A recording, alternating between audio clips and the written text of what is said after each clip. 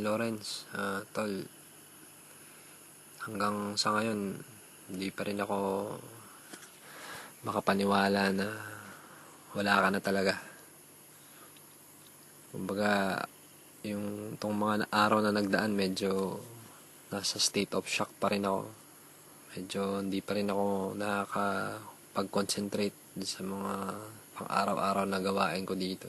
And hindi ko matanggap at hindi ako makapaniwala na namatay ka na.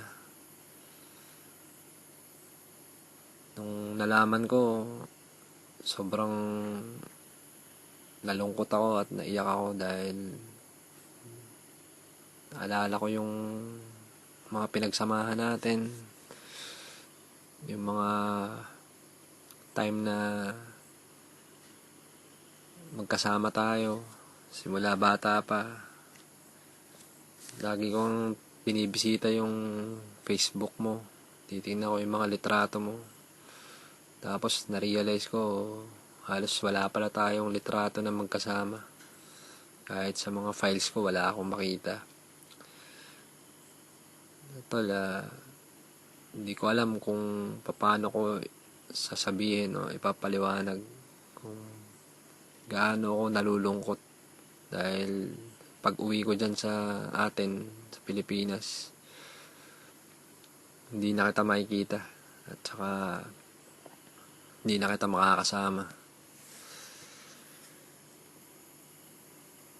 Sana alam ko naman na kahit na namatay ka na, alam ko naman na naging masaya naman yung buhay mo. So, wala naman kaming magagawa lahat. Hindi ang tanggapin na lang din kung ano yung nangyari. Yung pamilya mo, kay Tita Eddie, sa mga kapatid mo, kay Kuya Mer, kay Kang Odette, tsaka sa mag-ina mo, pamilya mo, kay Che, tsaka kay Cheska. Wala naman kaming magagawa dahil ito naman yung kagustuhan ng nasa taas na kunin ka na niya. So, medyo mahirap lang talaga sa simula siguro kasi syempre mahirap tanggapin na yung isang taong mahal mo sa buhay hindi mo na makikita kailan pa man. Pero huwag kang mag-alala sa amin. Kahit naman papano mapapag-aralan naming tanggapin at mabuhay ng hindi ka na namin makakasama. Aalalahanin na lang din namin lahat ng mga magagandang bagay na nangyari at mga time na nakasama ka namin, yung masasaya mga time. Para sa mga pinagsamahan natin, sobrang salamat. Salamat at naging parang tunay kitang kapatid. Isang matalik na kaibigan, matapat na kaibigan. Para po sa mga taong nakikiramay ngayon, kung hindi nyo po na itatanong, halos since bata pa lang kami ni Lawrence o ni Renz, kami na talaga lagi ang magkasama. Every time na magbabakasyon ako, uuwi akong Siniluan, sa kanila ako pupunta. Wala akong ibang pinupuntahan kundi siya lang. Tsaka yung isang pinsan ko na namatay na rin, nakaedad ko, si Archie. So ngayon, halos talagang para kaming magkakapatid. Para kaming hindi mapaghihiwalay ng mga time na bata pa kami. Hanggang sa naging kami na lang dalawa ni Kan Lawrence. Kami pa rin ang magkasama. Kahit papano, nagkaroon ako ng mga ibang barkada dyan sa Siniluan. Pero lagi pa rin kami nagkikita. Para talaga kaming magkapatid. So, para sa akin talaga, napakasakit ng nangyari na hindi ko na siya makikita. alam ko marami din sa inyo na naging parte ng buhay si Lawrence. O, nakasama siya kahit sa mga maiksing mga time lang, nakakalungkot din para sa inyo. Si Lawrence, ibang klaseng makisama, lalo sa mga kaibigan. Matatanong, alam nyo yan, mga kaibigan niya, talagang totoong kaibigan. Hindi yan basta-basta mabibili. Hindi yan basta-basta, hindi ka basta-basta iiwanan sa ere. So, sana dun sa mga tao na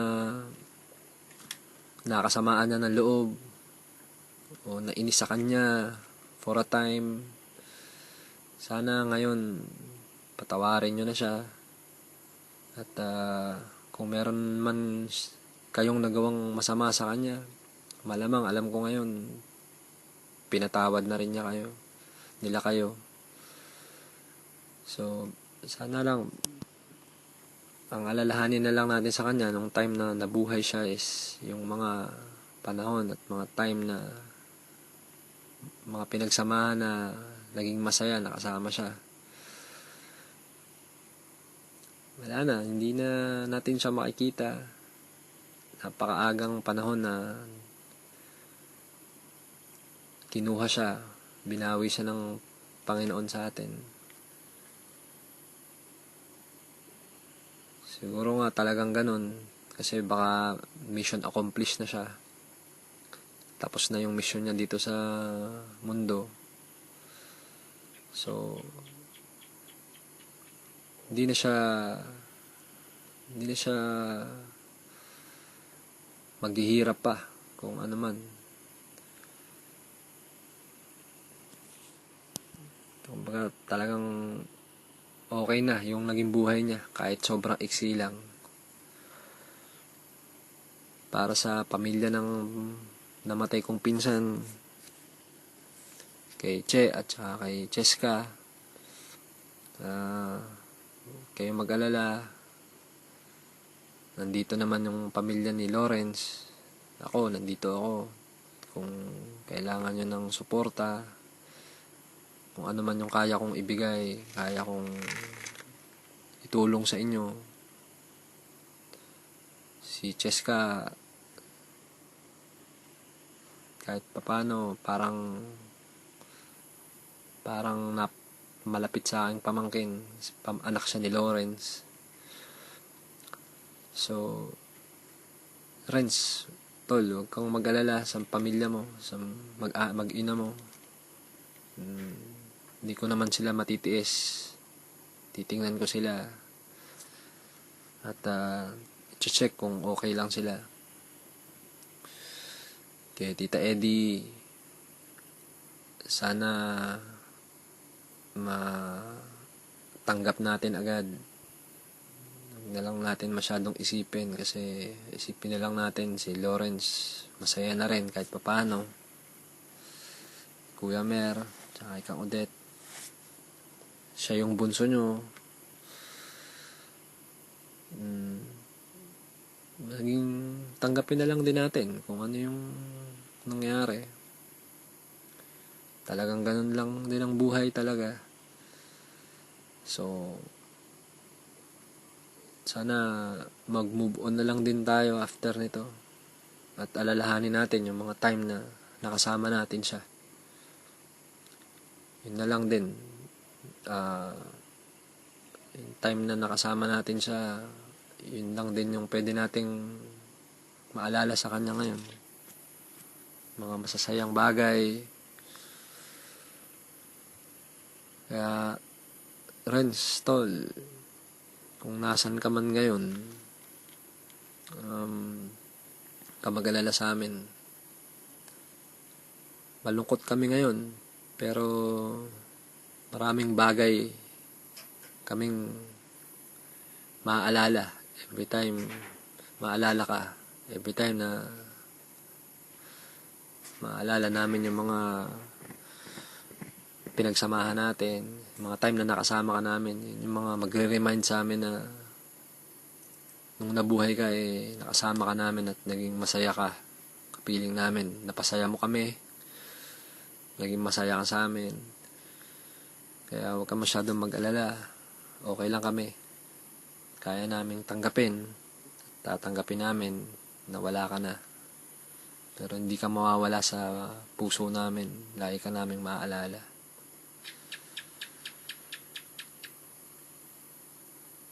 Paalam, pinsan. Paalam, Kang Lawrence. Mamimiss kita. Mamimiss ka naming lahat dito.